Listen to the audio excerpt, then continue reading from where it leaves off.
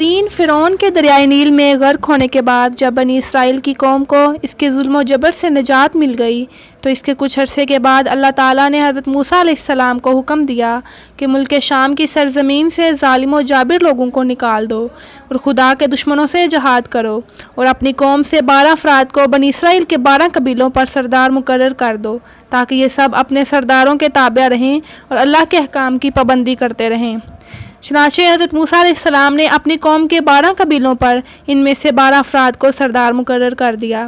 اللہ کے حکم کے مطابق حضرت موسیٰ علیہ السلام اور ہارون علیہ السلام جہاد کے لیے اپنے سرداروں اور قوم کے ہمراہ جب کنعان کے مقام پر پہنچے تو اپنے سرداروں کو حکم دیا کہ وہ ملک شام جا کر وہاں کے ظالم اور جابر لوگوں کے حالات معلوم کریں۔ تو ناظرین، جب یہ لوگ وہاں پہنچے اور وہاں حالات معلوم کیے تو انہوں نے وہاں ایک بہت بڑے قد و قامت والا انسان دیکھا جس کا نام اوج بن عنق تھا۔ یہ شخص حضرت آدم علیہ السلام کے زمانے سے حضرت موسیٰ کے زمانے تک زندہ رہا۔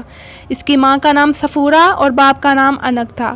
طوفان نوح علیہ السلام سے یہی شخص بچا تھا اور اپنے دراز قد کی وجہ سے یہ شخص سمندر کے پانی میں بھی نہیں ڈوب سکتا تھا اور سمندر کی تہہ سے مچھلی پکڑ کر اپنی لمبائی کے سبب اسے سورج کی تپش سے بھون کر کھاتا تھا۔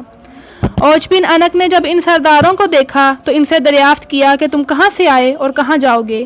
ان سرداروں نے جب اسے اپنا حال بیان کیا تو اس نے سب کو پکڑ لیا اور اپنی بیوی کو دکھانے کے لیے گیا اور اپنی بیوی سے کہنے لگا، دیکھو یہ سب میرے ساتھ لڑنے کے لیے آئے ہیں۔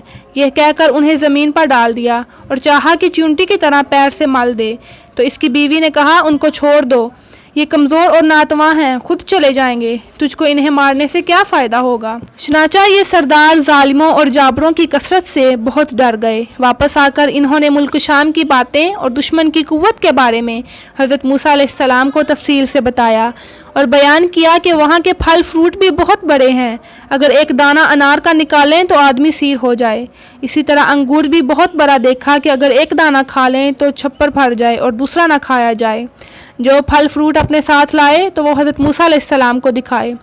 حضرت موسیٰ علیہ السلام نے ان سے کہا کہ اپنی قوم کے لوگوں سے شام کے لوگوں اور ان کی قوت کے بارے میں کچھ بیان مت کرنا، کیونکہ یہ لوگ تو پہلے ہی بزدل ہیں اور جہاز سے بھاگ جائیں گے۔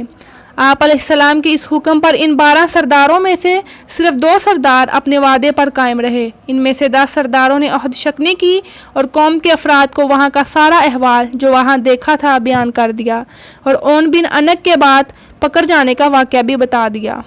تو ناظرین، جب قوم نے ان سے دشمن کی قوت کے بارے میں سنا تو ہراساں ہو کر جہاد پر جانے سے کترانے لگے اور مصر واپس جانے کی تیاری میں لگ گئے۔ حضرت موسیٰ علیہ السلام نے فرمایا، اے لوگو، تم مت گھبراؤ اور جہاز سے بھاگنے کی کوشش نہ کرو، میرے ساتھ اللہ تعالیٰ نے وعدہ فرمایا ہے کہ میں تمہیں ان کافروں پر فتح دوں گا۔ تو قوم نے حضرت موسیٰ علیہ السلام سے کہا کہ وہاں پر تو ایک شخص ہے جو بہت بڑی قد و قامت والا ہے اور وہ بڑا ہی زبردست ہے، ہم ہرگز نہیں جائیں گے جب تک وہ شخص وہاں پر موجود ہے۔ وہ دونوں سردار یوشع بن نون اور کالوت بن قطع جو اپنے وعدے پر قائم رہے تھے، قوم سے کہنے لگے، اے قوم، ٹھہر جاؤ اور ان پر حملہ کرو، اللہ تعالیٰ تم کو فتح دے گا اور موسیٰ علیہ السلام نے وعدہ کیا ہے کہ اللہ ان کو ضرور ہلاک کرے گا جس طرح فرعون کو ہلاک کیا تھا۔ جب تم لوگ اللہ پر یقین رکھتے ہو تو اس پر بھروسہ کیوں نہیں کرتے؟ قوم نے کہا، ہم ساری عمر وہاں نہیں جائیں گے، اے موسیٰ علیہ السلام، تو اور تیرا رب دونوں جا کر ان سے لڑو، ہم تو یہیں بیٹھے رہیں گے۔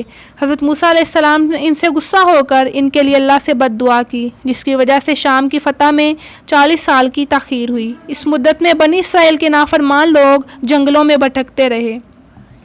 القصہ، حضرت موسیٰ علیہ السلام اور ہارون علیہ السلام اپنا عصا ہاتھ میں لے کر ملک شام جہاد کے لیے روانہ ہوئے اور جب رات ہوئی تو بنی اسرائیل نے واپس مصر جانے کا ارادہ کیا۔ تمام رات چلتے رہے لیکن صبح فجر کے وقت دیکھتے ہیں کہ جہاں سے کوچ کیا تھا اب تک وہیں پر موجود ہے۔ وہ سمجھے کہ حضرت موسیٰ علیہ السلام کی بد دعا سے یہ حال ہوا ہے۔ تب یوشع بن نون نے ان سے کہا کہ اس میدان میں ٹھہر جاؤ اور صبر کرو اور استغفار پڑھو جب تک حضرت موسیٰ علیہ السلام شام فتح کر کے واپس نہ آ جائیں۔ بنی اسرائیل کی قوم کے 6 لاکھ افراد حضرت موسیٰ علیہ السلام کی بد دعا سے 40 سال اس جگہ سے نہ نکل سکے۔ اس جگہ کا نام تیہ ہے جو فلسطین، اردن اور مصر کے درمیان ایک میدانی علاقہ ہے۔ الغرض حضرت موسیٰ علیہ السلام جب اوج بن عنق کے شہر کے نزدیک پہنچے تو لوگوں کی مہیب شکلیں دیکھ کر ڈرے اور اللہ کو یاد کر کے آگے بڑھے۔